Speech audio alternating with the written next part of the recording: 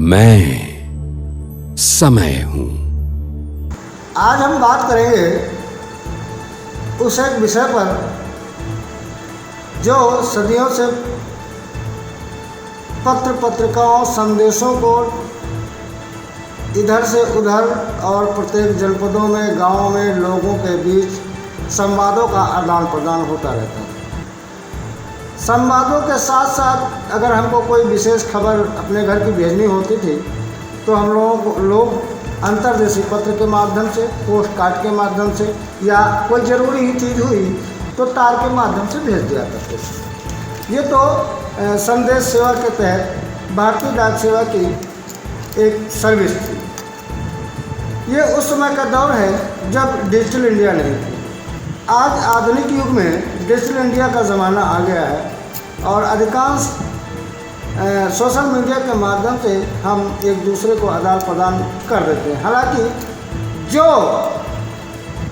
संदेश मार्मिक, हृदय स्पर्शी और वेदना संवेदना उन पत्र पत्रिकाओं में होती थी वो आजकल डिजिटल इंडिया में मुमकिन नहीं।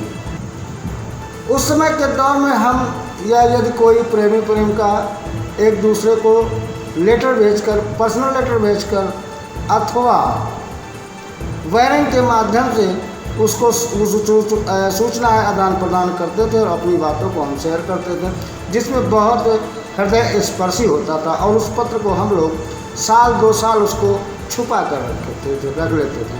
लेकिन अब यह दौर बदल चुका है और इसीलिए आज भारतीय डाक सेवा की व्यवस्था चरमरा गई है और सरकारें उसको बेचने में लगी हैं। हालांकि इससे बहुत से लोगों को रोज़गार मिला और दूसरे संदेश में कम पैसे में संदेश पहुंच जाया करते। तो इस वजह पर भारतीय डाक सेवा की स्थापना के शुभ अवसर पर न्याय चक्र NCTV उसकी विश्लेषण और उसके बारे में आपको जानकारी प्रदान करना चाहता है, क्योंकि इससे युवा बेरोजगार को सही जानकारी मिलेगी। और इसी संदर्भ में बता रही हैं NCTV के एंकर मुस्कान से। भारतीय डाक सेवा की स्थापना यूँ तो 166 वर्ष पूर्व यानी 1 अप्रैल 1854 को हुई थी, परंतु वास्तविक रूप में इसकी स्थापना 1 अक्टूबर 1854 को तत्कालीन व्यवसाय लॉर्ड डलहौजी ने सेवा का केंद्रीकरण किया था, जिससे पत्र पत्रिकाओं संदेशों को एक ज़िले से दूसरे ज़िले में आसानी से पहुंचाया जा सके। इसके चलते सही मायने में एक कई पत्र पत्रिकाएं पहुंचाई जाती हैं। उसके बाद इसे जनता की पत्र पत्रिकाओं संदेशों को कुछ धन लेकर पहुंचाए जाने को लेकर समावेश कर दिया गया, जिससे देश को आर्थिक बोझ अलग से ना झेलना पड़े। इस वक्त ईस्ट इंडिया कंपनी के अंतर्गत आने वाले 701 डाकघरों को मिलाकर इस भारतीय डाक विभाग की स्थापना की गई थी। इस डाक विभाग के अंतर्गत डाक तार सेवा, टॉक कॉल, वायरिंग आदि का संचालन शुरू कर दिया गया, जिसे इमरजेंसी में रखा गया। ये सेवाएं 24 से 48 घंटे में पहुंच जाया करती थी। इसके बाद सरकारी खजाने की आय बढ़ाने के उद्देश्य से डाक टिकटों का भी प्रचलन शुरू किया गया, जो रजिस्ट्री आदि में लगाकर पत्र पत्रिकाएं पोस्ट की जाने लगी। इन डाक टिकटों का सबसे पहले 21 नवंबर 1947 को संचालन किया गया। जब पहली बार डाक टिकट जारी हुआ तब टिकट पर भारतीय ध्वज और जय हिंद लिखा हुआ था, जिसकी कीमत 14 पैसा यानी उस समय की मुद्रा 3.5 आना थी। इस आना जैसे 10 आना, 16 आना, 20 आना आदि को बदलकर 1947 में 100 पैसे को नहीं बल्कि 64 पैसे को 16 आने कहा जाता था। शेष चवन्नी अठन्नी का प्रचलन था। विदेश में भेजे जाने वाले पत्र पत्रिकाओं के लिए डाक टिकट पर DC-4 विमान का चित्र था तथा इसकी कीमत 12 आना 48 पैसे थी। उसके बाद महात्मा गांधी चित्र युक्त डाक टिकट आने लगे और उसके बाद एक संविधान शिल्प डॉक्टर अम्बेडकर सहित कई प्रमुख लोगों के चित्रों को लेकर डाक टिकट जारी कर दिए गए। इसमें सबसे अहम बात यह है, जब भारतीय राजनीति में धार्मिक क्षेत्रवाद, भाषावाद की वृद्धि हुई तब जीवित व्यक्तियों पर भी डाक टिकट जारी होने लगे। इनमें सबसे पहले पूर्व क्रिकेटर सचिन तेंदुलकर का चित्रयुक्त डाक टिकट 14 नवंबर 2013 को जारी किया गया। सबसे बड़ी तथा चौंकाने वाली बात यह है कि इन डाक टिकटों की भी अपनी अहमियत होती थी। बताया जाता है कि न्यूयॉर्क में एक नीलामी के दौरान 19वीं शताब्दी में डाक टिकट को 95 लाख डॉलर यानी लगभग 57 करोड़ रुपए में बेचा गया। इस डाक टिकट को दक्षिणी अमेरिका के ब्रिटिश उपनिवेश गियाना ने जारी किया था। ये रानी कलर के साथ तीन मस्तूलों वाला जहाज बना हुआ होता था।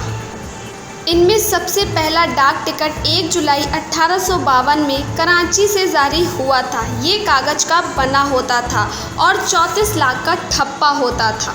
उसके बाद विश्व का सबसे पहला डाक टिकट 1 मई 1840 को ग्रेट ब्रिटेन में जारी हुआ था। बाद में यह प्रतिबंधित हो गया। अब हम बता दें कि विश्व डाक दिवस यूनिवर्सल पोस्टल यूनियन के गठन के लिए 9 अक्टूबर 1874 को स्विट्जरलैंड में 22 देशों ने संधि की थी, इसलिए मनाया जाता है। समाज का एक सजग प्रहरी। उत्तर प्रदेश सरकार द्वारा रजिस्टर्ड सामाजिक सेवा संस्थान जिसका नाम है जयराम संत कबीर सेवा समिति, जानकीपुरम, लखनऊ।